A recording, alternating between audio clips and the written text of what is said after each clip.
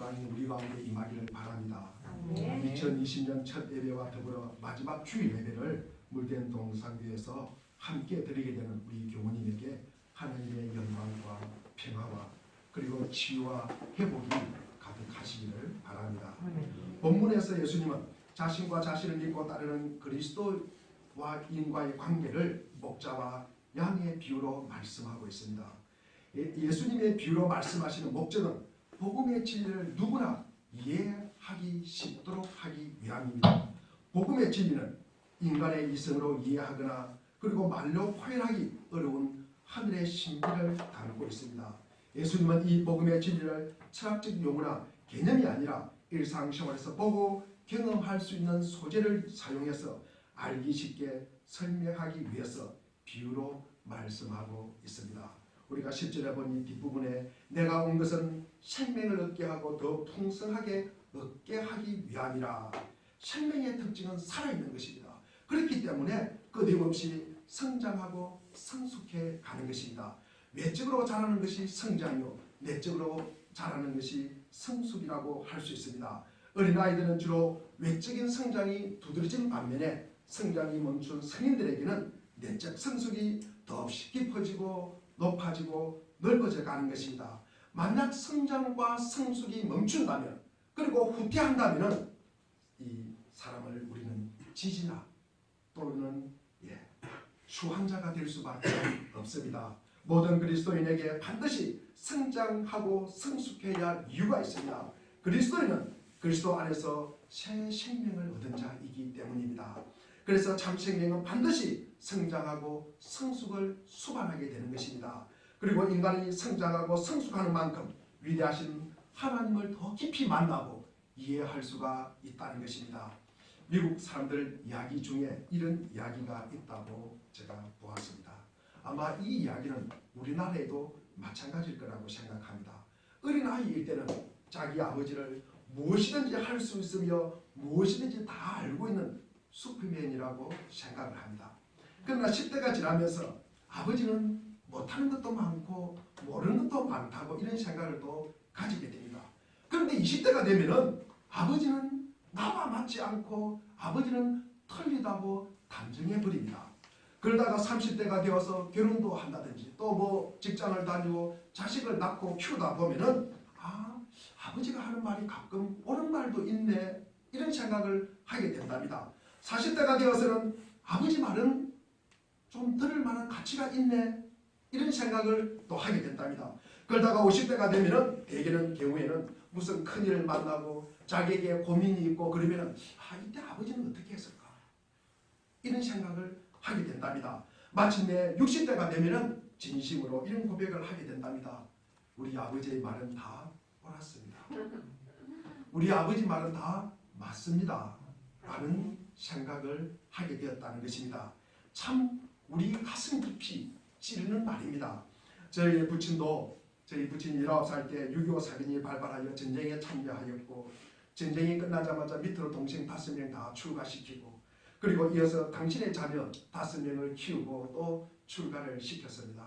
평생 동안 흙을 파면서 농사를 지으면서 사셨던 당신께서 그렇게 힘들고 그렇게 어려운 시절을 어떻게 지냈을까? 제가 그런 생각이 지금도 가끔 듭니다. 근데 잘 이해는 안 됩니다. 그러나 그 당시 저는 아버지께서 드시는 막걸리가 참 싫었습니다. 그래도 항상 하시는 말씀이 좁쌀도 자주 주워 먹으면 배부르다. 그러면서 늘 성실하게 일하라고 말씀을 하셨고 짐승은 먹을 것을 갖다가 창고에 쌓아두고 먹지를 않는다. 그러면서 인간은 나누어 먹어야 된다는 말씀을 자주 하셨습니다. 제가 60을 바라보는 나이가 되어서야 제 아버지의 마음을 조금 이해할 것 같습니다. 60을 바라보는 나이에 제가 10대에 가졌던 생각이나 20대에 가졌던 생각에서 아직 벗어나고 있지 못하다면 저는 한평생 살면서도 저를 낳아주신 제 아버지를 바르게 알고 이해하지도 못하고 그렇게 아마 지났을 것입니다. 하나님과의 관계도 또 마찬가지입니다. 우리가 그리스도 안에서 생명 안에서 끊임없이 성장하여 감으로써 하나님의 더 깊고 더 넓고 더 높은 사랑과 뜻을 분별하여 갈 수가 있고 그때야 나의 욕망을 위하여 나의 정욕을 위해서 하나님을 지배하려고 하는 이런 유치한 생각을 떨쳐버리고 창조주신 그분에게 나의 삶을 온전히 의탁하는 참 그리스도인이 될 수가 있습니다. 그런 의미에서 성숙과 성장은 버림입니다. 버림 없이는 결코 성장과 성숙은 이루어지지 않습니다. 제가 초등학교 시절에 이맘때 되면 국민학교였죠. 연날리기와 구슬치기 그리고 딱지치기에 거의 몰입해 있었습니다. 눈만 뜨면 양쪽 호주머니에 볼록하게 구슬을 넣어서 이웃 동네에 원전을 갑니다. 거기서 구슬치기를 합니다. 그리고 제가 저희 집 마루 밑에 비닐 포대에다가 비료포대죠. 비료포대에다가 구슬을 갖다가 한 박스씩 모으고 한 푸대씩 모으고 그 다음에 딱지를 갖다가 그렇게 모았습니다. 그런데 제가 구슬치기를 하고 딱지치기를 할 때면요, 때가 지나도 배고픈 줄을 몰랐습니다. 그리고 시간이 가는 줄도 몰랐습니다. 어두워야 들어왔습니다. 그러면서 제가 중학교를 지나가자 그렇게 소중한 구슬과 딱지를 다 버렸습니다. 다 버렸습니다. 동네 동생들에게 다 나누어 주었습니다. 내가 왜 모았지? 내가 이것을 왜 모았지? 그렇게 음동설 장갑도 없는 손등에 갈라지가 피가 비축비축 났습니다. 이마에는 송글송글 땀이 배일 정도로 집중하여 모은 것인데 아무 소용없다는 생각이 들자 그것을 다 버렸습니다. 그런데 구슬을 모아도 아무 쓸데가 없고 그리고 딱지를 모아도 흙이 묻어서 뗄감으로도 쓸 수가 없다는 그 이야기를 부모로부터 저는 수차례 들었습니다. 그러나 그 부모님의 말씀은 그때 제 귀에 전혀 들리지 않았습니다. 그러나 때가 되었을 때 그 말씀이 제게 천둥같이 들렸다는 사실을 알았습니다. 우리가 10대를 버리지 않으면 우리는 20대에 진입할 수가 없습니다. 그리고 30대를 버리지 않으면 불혹의 나이인 40대에 우리는 들어갈 수가 없어요. 그리고 40대를 버리지 않으면 하늘의 뜻을 나누는 지천명인 50대 들어갈 수가 없습니다. 어제의 생각과 판단을 버리지 않고서는 내일의 성숙에 다른 도리가 없다는 사실을 우리는 아시기를 바랍니다. 사도 바울의 고백입니다. 고린도전서 13장 11절을 우리 같은 한 목소리 읽어보겠습니다. 시작. 내가 어렸을 때는 말하는 것이 어린아이와 같고 깨닫는 것이 어린아이와 같고 생각하는 것이 어린아이와 같다가 장성한 사람이 되어서는 어린아이의 일을 물어보느냐. 그렇습니다. 어릴 때는 말하는 것이 어린아이 같고 생각도 그렇고 깨닫는 것도 어린아이 같습니다. 그러나 어른이 되어서는 이 어린아이의 일을 버려야 되는 것입니다. 이것을 가지고 있으면 어떻게 되겠습니까? 제가 지금 황 목사님에게 전화해가지고 목사님 내일 송도에 갈 테니까 구슬치기 합시다 이러면 어떻게 되겠습니까? 그렇게 내일 화요일은 부평에 가서 우리 강 집사님 만나가지고 딱지치기 합시다 이렇게 되면 어떻게 되겠습니까? 어린아이를 닮으라는 것은 우리가 어린아이의 순수함과 순진함을 닮으라는 것입니다. 그러나 결코 독점하려는 어린아이의 유치한 생각이나 그리고 관심 종자는 이 은행을 닮으라는 말은 절대로 아닙니다. 살아있기를 원한다면 우리가 정상적인 우리가 생명체가 되기를 원한다면 어린아이의 유치함을 반드시 버려야만 합니다. 그것만이 성숙한 인격체로 바로 서는 길입니다. 사도 바울이 그처럼 하나님의 뜻을 바로 알고 행할 수 있었던 성숙한 그리스도인이 될 수 있었던 것은 그가 끊임없이 유치한 의지를 버렸기 때문입니다. 이런 관점에서 본다면 믿음 또한 버림입니다. 유치함을 버리는 것이요, 불의를 버리는 것이요, 제약을 버리는 것이요, 위선과 가식을 버리는 것이요, 험한 탐욕을 버리는 것이요, 못된 행실을 버리는 것이요, 더러운 생각을 버리는 것이고, 자기만을 아는 이기주의를 버리는 것이요, 옛사람을 버리는 것입니다. 이처럼 믿음이 버림이라면 궁극적으로 무엇까지 버려야 합니까? 우리가 무엇까지 버려야 합니까? 우리가 예수 그리스도를 믿을 때 예수 그리스도께서 당신이 직접 통로가 되어서 우리를 하나님 앞으로 인도하십니다. 그러면 하나님께서는 우리로 하여금 다시 예수 그리스도를 바라보게 하십니다. 예수 그리스도를 통해서만 우리는 하나님을 알 수가 있습니다. 우리가 예수 그리스도를 묵상할 때 그 말씀을 볼 때 우리는 하나님의 뜻을 알 수가 있는 것입니다. 우리가 예수 그리스도를 통해서만이 하나님 앞에서 참 그리스도인됨의 의미가 무엇인지 바르게 터득할 수 있기 때문입니다. 그렇다면 우리가 본이 되시는 예수 그리스도께서 무엇까지 버리라고 하셨습니까? 주님께서는 오늘 본문 17절 말씀을 통해서 아버지께서는 너를 사랑하신다. 그것은 내가 목숨을 다시 얻으려고 내 목숨을 기꺼이 버리기 때문이다. 우리 17절 한번 읽어보겠습니다. 17절입니다. 시작. 내가 내 목숨을 버리는 것은 그것을 내가 다시 얻기 위함이니 이로 말미암아 아버지께서 나를 사랑하시느니라. 아멘. 주님께서는 모든 것을 버리시되 뭐까지? 목숨까지 버리라고 하셨습니다. 목숨까지 버린다는 것은 죽음일진데 주님께서 단순히 죽기 위해서 목숨을 버리셨다는 것은 아닙니다. 이 경우 버리는 목숨은 무엇이며 다시 얻는 목숨은 도대체 무엇입니까? 버리는 목숨이란 유한한 육체의 목숨이요, 그것을 버리고 다시 얻는 목숨이란 바로 부활의 생명이요, 다시 말해서 영원한 생명입니다. 육체의 생명이 철저하게 버려지는 그곳에 영원한 생명이 온전하게 살아갈 수가 있는 것입니다.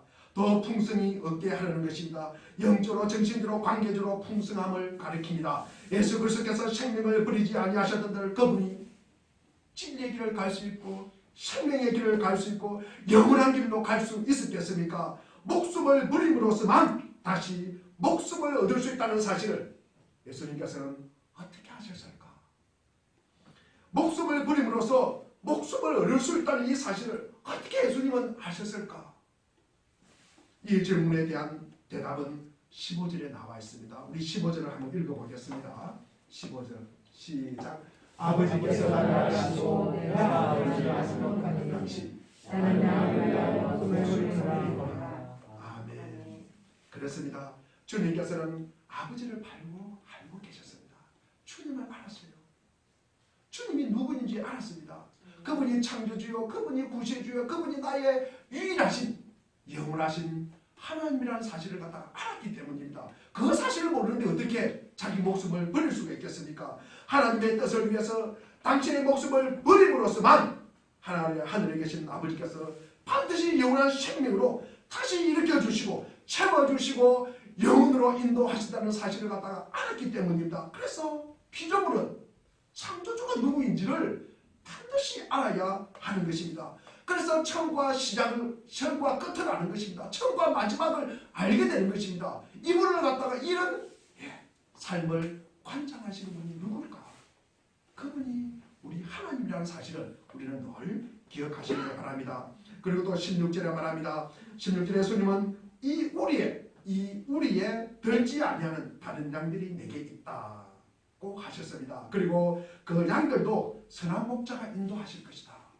버리는 양이 아니라는 말씀입니다. 그러면서 그들이 주님의 음성을 듣고 주님의 양들과 한 무리가 되어서 한 목자이신 예수님 안에 있어야 한다고 말씀을 하고 계십니다. 이 우리에 들지 않는 다른 양들은 장차 예수님을 믿게 될 사람들입니다. 아마 이 자리에 있지 않는 사람일 수도 있습니다. 오늘날 우리 상황에서 전도 대상자들 혹은 하나님이 구원하시기로 작정하신 사람들에게 해당되는 것입니다. 사실 하나님이 구원하시고 작정한 사람들이 누구인지 사실은 우리는 정확하게 알 수가 없습니다. 그렇지만 분명히 하나님이 구원하시기로 작정하셨지만 아직까지 예수님을 만나지 못한 사람들일 것입니다. 예수님은 그들을 인도하시기를 바라며 그들이 예수님을 만나 구원받기를 바라십니다. 예수님은 우리가 그 일을 하기를 바라십니다. 우리가 이 세상 사람들에게 목자가 되어서 그들을 참된 목자이신 예수님, 선한 목자이신 예수님께로 이끌기를 바라십니다.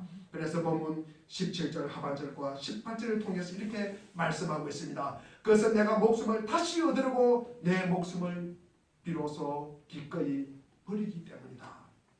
18절에 아무도 내게서 내 목숨을 빼앗아가지 못한다. 나는 스스로 원해서 내 목숨을 버린다. 나는 목숨을 버릴 것이도 있고 다시 얻을 것이도 있다. 이것은 내가 아버지께로부터 받은 명령이다 라고 하였습니다. 주님께서 당신의 목숨을 버리시기까지는 그것을 피하기 위해 겟세마네 동산에서 피땀을 흘리며 절규할 정도로 우리 주님도 갈등할 때가 있었다는 말씀입니다. 자기의 목숨을 내놓는 일이 쉬운 일이 아니라는 말씀입니다.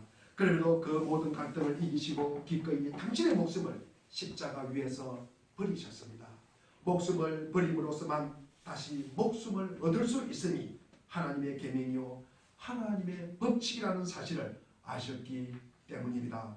예수님께서는 다시 목숨을 얻기 위해서 목숨마저 버려야 함을 아실 정도로 성숙의 정점에 계셨기 때문에 그 성숙함으로 하나님을 온전히 알 수 있었고 하나님의 뜻을 온전히 이해할 수 있었고 다시 목숨을 위해 목숨을 버리기를 당신의 삶으로 실천하셨던 것입니다. 그뿐만 아닙니다. 하나님을 온전히 아셨던 주님께서는 하나님께서 왜 당신을 사랑하고 계시는지 그 연유 동안 정확히 알고 계셨습니다. 17절에 아버지께서 나를 사랑하신다.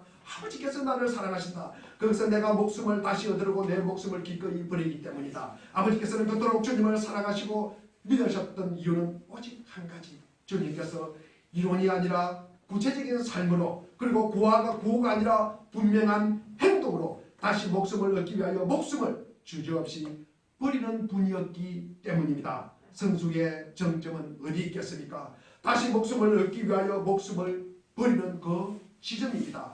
완전한 믿음이란 또 무엇이겠습니까? 다시 목숨을 얻기 위해서 목숨을 버리기 위해서 그렇게 살아가는 것입니다. 그렇게 삶을 실천하는 것입니다. 천지를 창조하신 하나님 아버지 전능하신 여호와 하나님으로부터 영원토록 사랑받을 자가 누구이겠습니까? 하나님으로부터 영원토록 사랑받을 자가 누구이겠습니까? 다시 목숨을 얻기 위해서 목숨을 주저없이 버리는 자입니다. 이와 같은 사실을 깨달을 정도로 성숙한 그리스도인이라면 이 같은 사실을 수용할 정도로 참 믿음을 가진 그리스도인이라면 나아가 영원하신 하나님으로부터 영원토록 사랑받기를 원하는 그리스도인이라면 우리는 지금부터 다시 목숨을 얻기 위해서 목숨을 버리는 것을 우리가 주저하지 말아야 합니다. 머지않아 썩어져버린 이 육체의 목숨에 더 이상 집착해서는 안 됩니다. 이 육체의 생명을 영원한 생명을 누리기 위한 발판으로 쓸 줄 알아야 합니다. 더 이상 세상의 소유에 집착하여 소유의 노예가 되어서는 안 됩니다. 모든 소유를 영원한 생명, 영원한 진리를 위한 도구로 활용해야 합니다. 이것이 목숨을 얻기 위하여 목숨을 버리는 것이요 이것이 순전한 성숙이요 바른 믿음이며 이와 같은 자를 하나님께서 영원토록 사랑하실 뿐만 아니라 영원한 생명으로 영원토록 그를 존귀하게 여겨주실 것입니다. 아브라함이 신앙의 초보 단계에 머물렀을 때는 그런 상황에 따라서 하나님을 원망하고 하나님의 뜻을 무시하고 자기 뜻대로 자기 살고 싶은 대로 아내가 죽든가 말든가 그렇게 자기 중심적인 인간이었습니다. 그러나 하나님과의 사귐 속에서 그의 신앙이 성숙해지자 그리고 성숙함으로 하나님을 더욱 깊이 알게 되자 아브라함은 하나님의 명령에 순종하기 위하여 외아들 이삭을 하나님께 번제로 드릴 정도로 자신을 온전히 버린 자가 되었습니다. 번제란 제물을 한 조각도 남김없이 모든 각을 떠서 몽땅 불에 태우는 제사입니다. 세상에 어느 부모치고 자기 자식을 그 같은 제물로 바칠 수가 있겠습니까? 그것은 차라리 부모인 자신이 대신 죽는 것보다 더 어려운 일입니다. 그럼에도 아브라함은 그 명령에 순종하려 했던 것은 아브라함은 그때 이미 하나님 앞에서 자기 목숨을 버린 자입니다. 그것이 가능할 수 있었던 것은 아브라함이 하나님의 뜻을 알고 하나님의 뜻을 알 정도로 성숙해 있었다는 말씀입니다. 히브리서 11장 우리 19절 말씀을 우리 같이 한번 읽어보겠습니다. 네, 같이 읽겠습니다. 시작. 그가 하나님이 이삭을 죽은 자 가운데서 다시 살리시를 원하시니라. 비유컨대 그를 죽은 자 가운데서 거듭하는 것이라. 하나님께서는 약속의 자식을 번제로 바치라고 명령하셨다면 그 명령을 쫓아 자식을 번제물로 바칠지라도 하나님께서 결코 그 아들을 죽이지 않을 것이다. 죽이지 않을 것이다. 만약에 죽이더라도 영원하신 하나님께서 당신의 영원하신 생명으로 반드시 영원토록 살려주실 것임을 확실히 알고 또 분명히 그것을 믿었기 때문입니다. 이런 믿음이 없다면 어떻게 자기 아들인 이 외아들인 이삭을 어떻게 하나님께 드릴 수가 있겠습니까? 그것도 목숨을 드릴 수가 있겠습니까? 그렇습니다. 아브라함이 이 같은 성숙함으로 자기 목숨을 하나님 앞에 버렸을 때 아브라함이 믿었던 대로 하나님께서 아브라함의 아들을 죽이시는 그는 오히려 그에게 영원한 이스라엘을 약속해 주시고 아브라함을 믿음의 조상으로 영원히 세워주셨습니다. 하나님을 위해 자기 목숨을 버리기를 주저하지 않았던 아브라함을 하나님께서 그토록 사랑하셨던 것입니다. 하나님께서 아브라함을 사랑하심으로 그를 통해 세우신 이스라엘이지만 그 이스라엘은 마땅히 한층난 우리가 규모여야만 할 것 같습니다. 그러나 이스라엘의 크기는 우리나라 경상남북도에 해당할 정도로 조그만한 나라입니다. 하나님께서 주신 이스라엘의 가치는 그 크기에 있지 않음을 우리에게 보여주고 있습니다. 하나님의 가치는 무엇일까? 영원함에 있는 것입니다. 누가 영원함을 붙잡느냐? 누가 영원한 삶을 살아갈 수 있느냐? 그것이 구원받는 사람의 기쁨이고 행복입니다. 역사적으로 이스라엘 주인은 언제나 당대 최고의 그리고 최대의 큰 제국들이 자리 잡고 있었습니다. 아시리아 제국이 그렇고요. 바벨론 제국이 그렇고요. 그 다음에 페르시아 제국이 그렇고요. 헬라 제국이 그렇고요. 그리고 로마 제국이 그러하였습니다. 그런 거대한 제국들에 비해 이스라엘은 그야말로 보잘것없는 존재에 불과했습니다. 그러나 그토록 크고 웅장한 제국들은 역사 속에서 다 사라지고 없습니다. 그들은 다시 목숨을 얻기 위해서 목숨을 버리는 것이 아니라 절대로 목숨을 버리지 않으려고 닥치는 대로 쌓아두기만 하였던 자들이었기 때문입니다. 버려야 할 것을 버리지 못하고 포기해야 할 것을 포기하지 못한 자, 그래서 소유의 노예가 되어서 무엇이든지 가리지 않고 쌓아두기만 하는 자는 일시적으로 큰 업적을 이룰 수는 있으나 그러나 그 업적은 반드시 무너져 내리고 맙니다. 오직 영원한 것은 하나님을 위해 자기를 버림으로 하나님에 의해서 세워지는 이스라엘뿐입니다. 이것이 제국들과 달리 지상의 이스라엘이 그 규모가 작음에도 불구하고 오늘까지 존재하는 이유입니다. 그러나 그들이 잘 나가서 그리고 그들이 능력이 있어서가 아니라 하나님을 위해 자신을 버렸던 아브라함과의 약속을 하나님께서 여전히 지켜주시고 계시기 때문입니다. 가슴 아픈 현실은 하나님을 믿는 자들 가운데서도 하나님을 이용하여 거대한 바벨론을 건설하는 자들이 의외로 많다는 사실입니다. 우리가 정녕 하나님을 믿는다면 어떤 경우에도 거대한 것만을 추구하는 자가 되어서는 안 됩니다. 거대한 것만을 목적으로 삼는 자는 반드시 거짓과 불의의 유혹과 덫에 빠질 수밖에 없는 것입니다. 진정으로 하나님을 믿는 자라면 언제나 영원한 것을 추구하는 자가 되어야 합니다. 영원한 것을 추구하는 자만이 진리 위에 굳게 설 수가 있습니다. 진리를 위해 자기를 주저없이 버릴 수가 있습니다. 가끔 보도에 보면은 산불이 난 경우를 갖다가 보게 됩니다. 집 앞에서 경찰차가 와서 속히 대피하고 긴급 방송을 할 때까지 산등성이까지 번진 불이 자기 집을 덮치리라고 상상도 하지 않습니다. 어쩔 줄 몰라 갈팡질팡하다가 뒷마당에 덮친 불길을 보고서야 허겁지겁 장롱을 열고 제일 먼저 눈에 띄는 종이 한 장만을 딸랑 들고 뛰쳐나왔는데 집이 다 타버린 뒤에 살펴보니까 그것은 아들의 교회 여름 캠프 신청서였다고 합니다.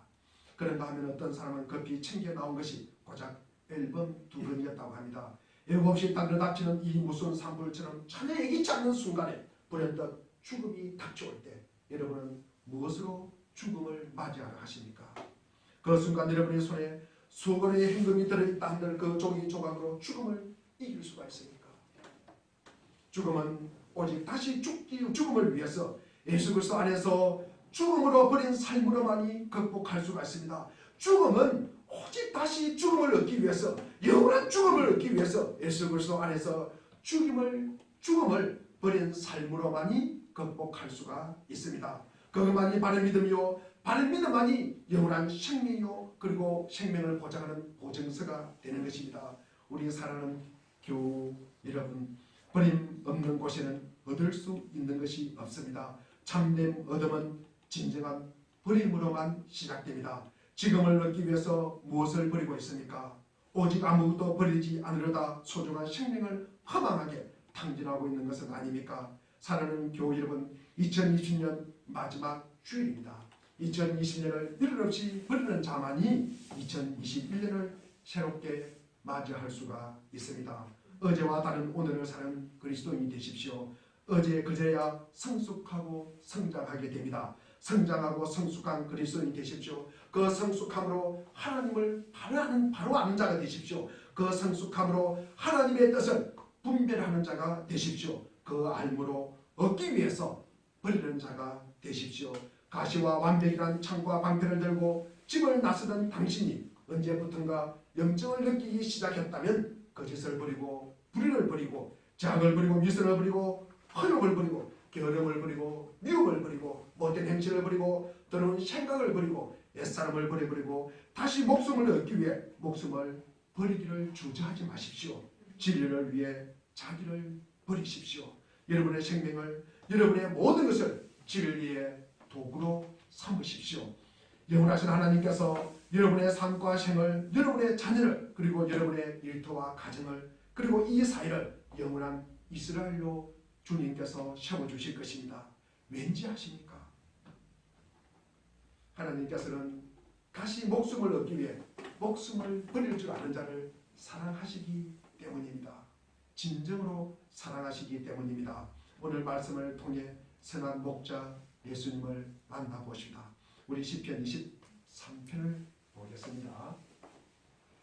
우리 1절부터 6절까지 천천히 우리 같이 읽겠습니다. 시작. 여호와는 나의 목자시니 내게 부족함이 없으리로다. 그가 나를 푸른 풀가지에 심으시며 시원한 물가로 인도하시리로다. 내 영혼을 소생시키시고 자기 이름을 위하여 의의 길로 인도하시리로다. 내가 사망의 음침한 골짜기로 나타날지라도 해를 두려워하지 않을 것은 주께서 나와 같이 하시나 주의 지팡이와 막대기가 나를 안위하시나이다. 주께서 내 원수의 목전에서 내게 상처를 주시고 기름을 내 머리에 부으셨으니 내 장이 넘치나이다. 내 평생의 선하심과 인자하심이 반드시 나를 따르리니 내가 여호와의 집에 영원히 살리로다. 아멘. 이 말씀을 꼭 담으시기 바랍니다. 이것은 선한 목자의 품에 안긴 한 마리 양의 고백입니다. 부족함도 두려움도 없습니다. 그것은 주님이 나와 함께 하시고 여호와의 집에 영원히 거하기 때문입니다. 나는 선한 목자라. 나는 양을 위하여 목숨을 버리노라. 선한 목자 때문에 행복을 누리고 선한 목자를 닮아 다른 이를 행복으로 인도할 수 있기를 바랍니다. 그리하면 모든 지각에 뛰어난 하나님의 평강이 그리스도 예수 안에서 우리의 마음과 생각을 지켜주시고 보호하여 주시고 인도하여 주실 것입니다. 기도하겠습니다.